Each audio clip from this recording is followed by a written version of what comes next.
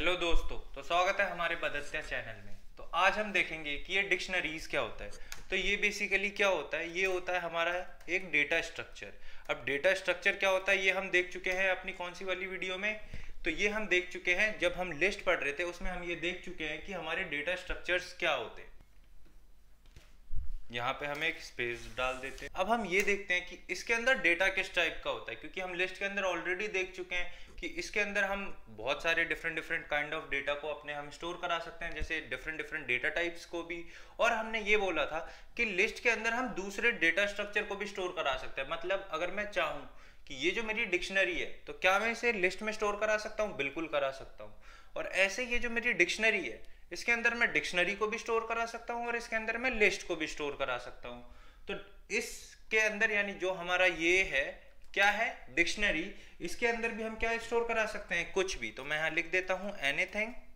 और एनीथिंग का मतलब है, जैसे कि हम कुछ एग्जांपल ले लेते हैं, जैसे कि नंबर्स हो गए हमारे, और हमारी स्ट्रिंग हो गई, और इसके साथ हम क्या बोल सकते हैं, हमारी हो गई लिस्ट हो गई, और हम इसके साथ क्या बोल सकते हैं कि हमारी डिक्शनरी हो गई जो कि हम ये क्रिएट कर रहे हैं। और सिर्फ इतनी ही चीजें नहीं है, तो मैं यहाँ पे लिख देता हूँ कि एक्सेट्रा। क्यों? क्योंकि यहाँ पे और भी है, जैसे ट्यूपल्स हो गया और भी सेट्स हो गया, जो कि हम आगे चल के पढ़ेंगे, वो हमारे और भी हमारे डेटा स्ट्रक्चर्स हैं। तो ये हमारा एक डेटा स्ट्रक्चर्स है और इसके अंदर हम कुछ भी स्टोर करा सकते हैं। अब एक और चीज आ जाती है कि इसके अंदर का जो डेटा होता है वो किस तरीके का होता है। तो इसके अंदर हम स्टोर करते हैं की वैल्यूज पेयर को। इसका मतलब यहाँ पे मैं एक और चीज लिख लेता हूँ कि यहाँ पे जो ये होता है इसके अंदर का डेटा, वो होता है अनऑर्डर्ड कलेक्शन ऑफ की वैल्यूज पेयर।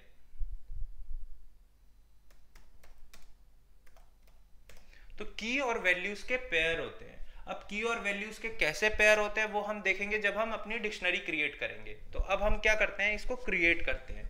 तो हम एक नेम ले लेते हैं, फॉर एग्जांपल हम ले लेते हैं यूजर। और यूजर के अंदर इसका जो सिंटेक्स है, वो सिंटेक्स ये है कि हमें यहाँ पे करली ब्रेसेस यूज करने पड़ते हैं। तो हम यहाँ पे आ जाते हैं फिर से अगेन, और यहाँ पे हम क्या करते हैं, यहाँ पे हम सबसे पहले देते हैं की। तो की को हम देंगे किसके अंदर, डबल कोट्स या फिर सिंगल कोट के अंदर। उसके बाद हम देंगे कोलन, और इसके बाद हम लिखेंगे, क्या लिखेंगे, इसके बाद हम लिखेंगे इसकी वैल्यू, किसकी वैल्यू क्या है। तो इसकी वैल्यू मैं बोल देता हूँ कि प्रेम।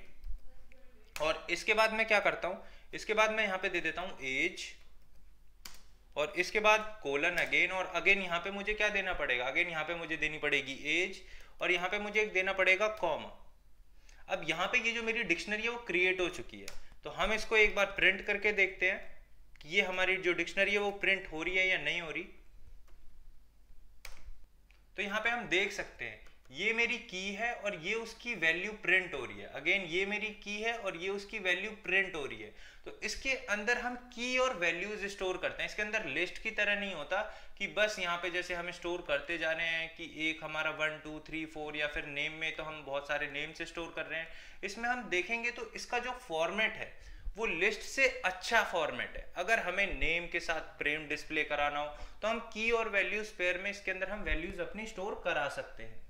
अब जैसे कि हम एक और चीज हमने यहाँ पे डिस्कस की थी कि इसके अंदर हम कुछ भी स्टोर कर सकते हैं। तो यहाँ पे हम देख रहे होंगे कि ये हमने इसके अंदर स्ट्रिंग स्टोर करी है और ये हमने एक इंटीजर वैल्यू यानी एक नंबर को स्टोर किया है।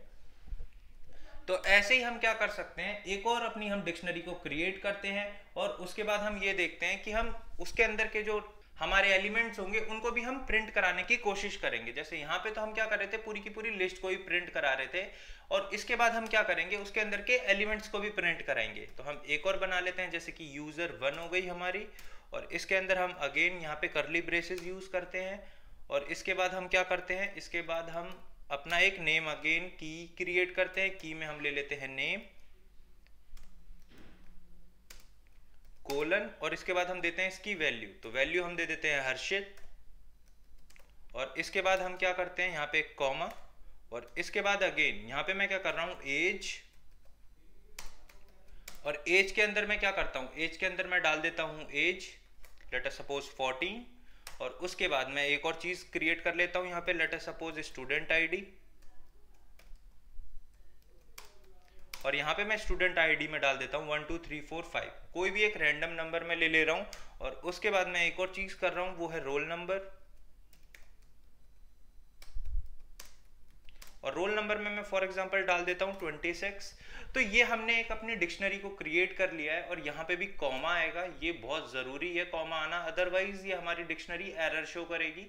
अब हम क्या करते हैं, अब हमें ये user1 अगर हमें डिक्शनरी प्रिंट करानी है तो हम सिंपल यूज कर सकते हैं प्रिंट user1, ये हमारी डिक्शनरी को प्रिंट कर देगा। लेकिन अगर मुझे प्रिंट कराना है इसके अंदर के एलिमेंट्स, इसके अंदर की कीज, इसके अंदर के वैल्यूज, तो मैं कैसे कर सकता हूँ, तो मैं क्या करूंगा, तो मैं यूज करूंगा प्रिंट और उसके बाद अपना डिक्शनरी का नेम जो कि है user1, और उसके बाद मैं क्या करूंगा, स्क्वायर ब्रैकेट्स यूज करूंगा और स्क्वायर ब्रैकेट्स पे फॉर एग्जांपल मुझे क्या प्रिंट कराना है, एज, जो कि आनी चाहिए कितनी, 14।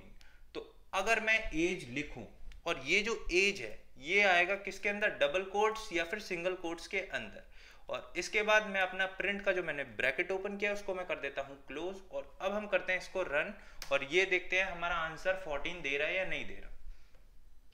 तो ये हम देख सकते हैं कि ये हमें यहाँ पे आंसर 14 मिल रहा है। ऐसे ही अगर मैं चाहूँ तो स्टूडेंट आईडी की वैल्यूज को भी प्रिंट करा सकता हूँ, रोल नंबर की ये जो हमारी वैल्यू है इसको भी हम प्रिंट करा सकते हैं। जैसे अगर मैं यहाँ पे चाहूँ, जैसे फॉर एग्जांपल प्रिंट, और अगर मैं यहाँ पे चाहता हूँ कि यहाँ पर अब मैं एज नहीं चाहता, मैं यहाँ पे प्रिंट कराना चाहता हूँ नेम, तो यहाँ पे मुझे नेम प्रिंट करके दे देगा। यहाँ पे हम देख सकते हैं ये हमें नेम प्रिंट करा रहा है हर्षित। तो अब इसका मतलब क्या है, यानी कि हम जब भी इसके अंदर के एलिमेंट को एक्सेस कर रहे हैं तो ये हर बार किसको दे रहा है, इन वैल्यूज को प्रिंट करा रहा है। लेकिन अगर हमें इन कीज को एक्सेस करना हो तो हम क्या करेंगे, या फिर हमें इन दोनों को ही एक्सेस करना हो तो हम क्या करेंगे, ये हम देखेंगे नेक्स्ट वीडियो के अंदर। तो आज की वीडियो में बस इतना ही, अब हम मिलेंगे नेक्स्ट वीडियो में। So thank you all for watching this video.